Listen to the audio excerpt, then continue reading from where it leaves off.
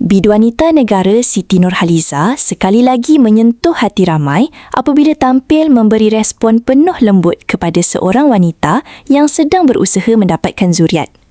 Menerusi satu hantaran di Threads, wanita tersebut meluahkan harapannya untuk dikurniakan cahaya mata dan meminta orang ramai mendoakan agar impiannya untuk bergelar ibu dipermudahkan.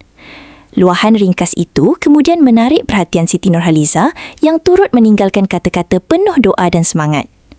Menurut Siti, sebagai seorang hamba, usaha dan doa kepada Allah SWT sangat penting, terutama ketika sedang menanti rezeki yang belum pasti waktunya.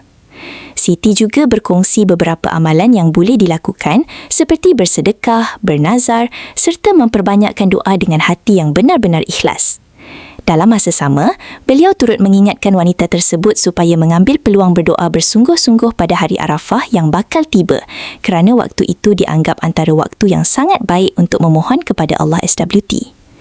Perkongsian tersebut kemudian dibanjiri doa daripada netizen yang turut berharap agar wanita berkenaan dipermudahkan urusan untuk menimang cahaya mata satu hari nanti.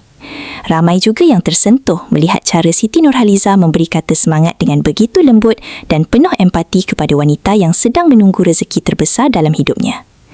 Kadang-kadang, satu doa yang lahir dari hati yang ikhlas mampu menjadi penguat untuk seseorang terus berharap, walaupun penantian itu sangat panjang.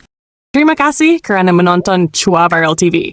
Jangan lupa like, komen dan subscribe untuk terus dapatkan update terkini tentang dunia hiburan Malaysia. Jumpa lagi di video seterusnya. Stay tuned untuk lebih banyak kisah sensasi.